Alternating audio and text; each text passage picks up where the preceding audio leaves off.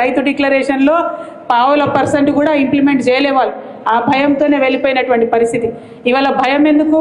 ట్విట్టర్లో ఎవరైనా ఒక కమెంట్ పెడితే భయం ముఖ్యమంత్రి గారికి, తెల్లారికల్లా అరెస్ట్ వస్తుంది ఇంటికి. ఫేస్బుక్లో ఎవరైనా ఒక వీడియో పెడితే భయం ముఖ్యమంత్రి గారికి, తెల్లారికల్లా పోలీసు వాళ్ళు వస్తారు.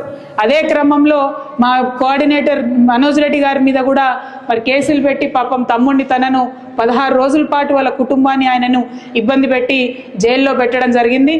మేము కూడా చూస్తూ ఉన్నాం. బీఆర్ఎస్ కూడా పింక్ బుక్ మెయింటైన్ చేయడం మొదలు పెడుతుంది. ఇబ్బంది పడద్దు, ఇంతకింత తిరిగి చెల్లిస్తామని కూడా మీకు తెలియజేస్తూ ఉన్నాం. మీ రాహుల్ గాంధీ ఏమో పాకెట్లో రాజ్యాంగం పట్టుకొని తిరుగుతాడు, ఇక్కడ రేవంత్ రెడ్డి గారేమో రాజ్యాంగాన్ని కాలరాసి అక్రమ కేసులు పెట్టుకుంటూ తిరుగుతాడు. చూస్తూ ఉన్నాం. డెఫినెట్గా లెక్కలు మేము కూడా పెట్టుకుంటాం. మాకు జయశంకర్ సార్ నేర్పించిండు లెక్కలు ఎట్లా రాయాలనో, ఎట్లా ఉద్యమాలు చేయాలనో. ఇప్పుడు మా మీద అక్రమ కేసులు పెడుతున్నారు.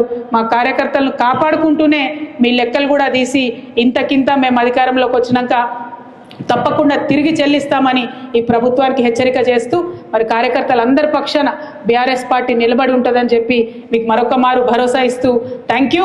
జై తెలంగాణ, జై కేసీఆర్, కేసీఆర్ గారి నాయకత్వం. జై బీఆర్ఎస్, జై బీఆర్ఎస్. జై బీఆర్ఎస్ అంటే జై జై బీఆర్ఎస్ అనాలి. జై కేసీఆర్ అంటే జై జై కేసీఆర్. జై బీఆర్ఎస్, జై బీఆర్ఎస్, జై కేసీఆర్, జై కేసీఆర్. Thank you.